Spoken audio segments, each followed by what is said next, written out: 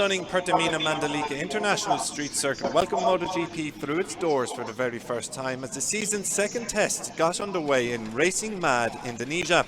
It's been 25 years since the island nation has hosted a Premier Class event, but that long wait is finally over as the official Mandalika test kicked off on Friday. The morning proved something of a false start with the red flag waving early due to track conditions, but once the clean-up operation was complete, we began to see riders spin some laps as they aimed to get to grips with the newest track on the MotoGP calendar. And by the end of the day, there were 6 manufacturers sitting inside the top 6 places. Day 1 honours belonged to Paul Espargaro, with the Repsol Honda rider recording the fastest ever lap around Mandalika late in the afternoon thanks to a 1:32.466. That time gave the Spaniard 3/10 to spare over the previous best lap time set by Toprak Razgatlioglu when World Superbikes came to visit in 2021. It also gave him 4/10 to spare over elder brother Aleix Espargaro, with the Aprilia rider claiming P2. It's another encouraging pre-season result for the Noale factory after Aleix finished the Sepang test with the second fastest time, while they also managed to squeeze in some bike testing, trying a different chassis on the RSGP. In third is Brad Binder, with the KTM rider showing some early promise in Lombok. The South African and Austrian manufacturer had a lackluster opening outing to 2022 in Malaysia last weekend, but a Friday P3 offers some early promise.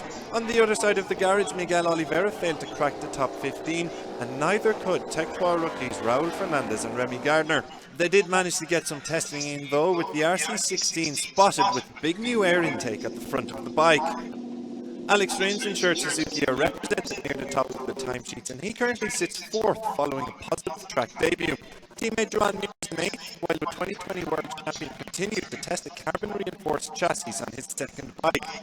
Current World Champion Fabio Quartararo was the best of the Yamahas. The French completed 86 laps, the second highest amount after Joan Zarco's 96, while the Iwata factory weren't spotted testing much equipment, instead focusing on learning the ins and outs of the circuit. Completing the top 6 is Jack Miller. The factory Ducati rider sits 6/10 off the pace and is one of only 2 GP22s in the top 10, the other being Jorge Martin. Like Yamaha, the Bologna Bullets' focus was on track time rather than new equipment, but there may be slight concerns over championship contender Pecco Bagnaglia's opening day. The Italian crashed at turn 11 and finished 3rd bottom on the timesheets. There's still plenty of time for Bagnaia and some other riders to turn their fortunes around, with 2 more days of testing coming up in Mandalika.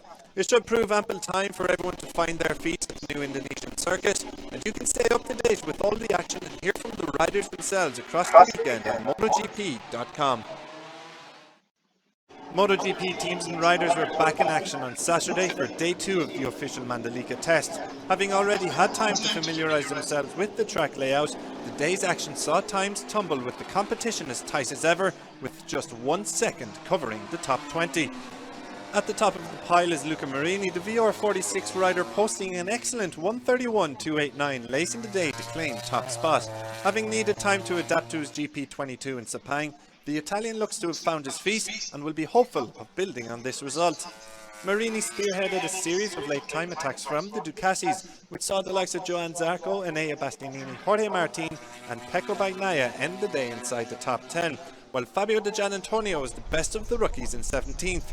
Jack Miller finished 3 places further back, but we suspect it was a day of testing for the Aussie as he recorded 84 laps, the joint most alongside KTM's Miguel Oliveira. It was a good day for Marc Marquez, and the 8-time world champion takes P2 and sits within 2/10 of the lead. After taking top spot on Friday, Paul Espargaro can be pleased with another strong outing in Indonesia as he finished in 8th. The Spaniard was also seen riding with side pods for the majority of the day, while both HRC and LCR riders tested different chassis as they look to find some final improvements ahead of the new season. Rounding out the top 3 is Maverick Viñales. It continues the strong pre-season form that Aprilia have been showing, with the RSGP packed with potential for 2022. Reigning world champion Fabio Quartararo seems to be enjoying himself in Indonesia, with the factory Yamaha rider finishing 4th.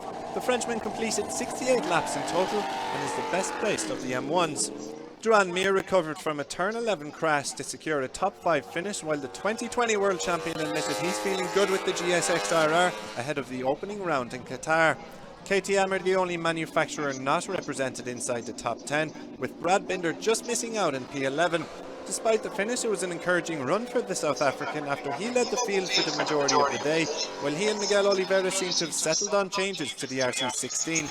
A new aero and bigger front wings and side pod seemed to be in favour, while the factory riders also liked the feel of a new carbon swing arm. The Indonesian MotoGP mania will continue for one more day, with the riders back on track from 9 AM local time to conclude pre-season testing on Sunday. You can stay up to date with all of the action and latest developments from Mandalika with MotoGP.com. 3 days of testing at the Pertamina Mandalika International Street Circuit came to a close on Sunday and brings an end to the 2022 pre-season. Paul Espargaro goes into the opening round of the year as the Premier Class's fastest rider thanks to a 1:31.060.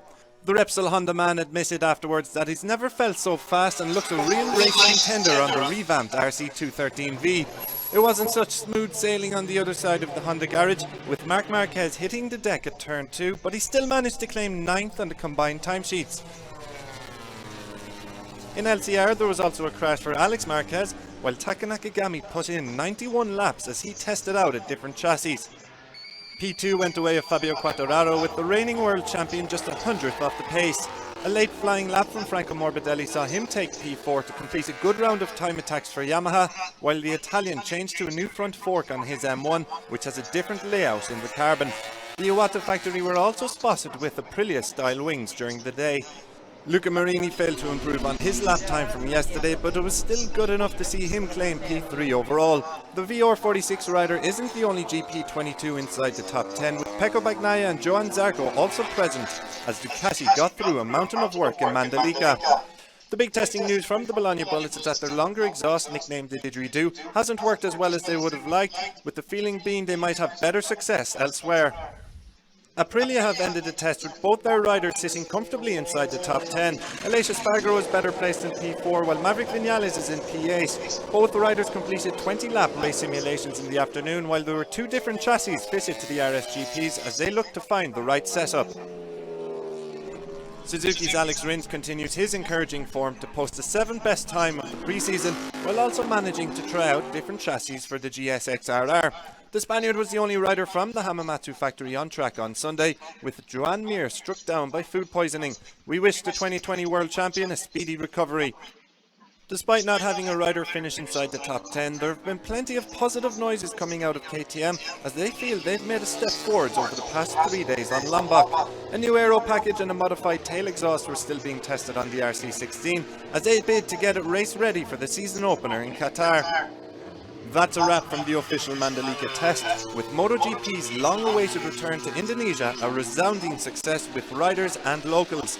Thankfully, we won't have to wait quite as long for the next visit, with the island nation hosting the second round of the 2022 championship.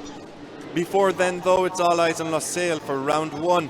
That takes place on the opening weekend of March. Make sure you stay tuned to MotoGP.com for all the latest news and build up to the Qatar GP.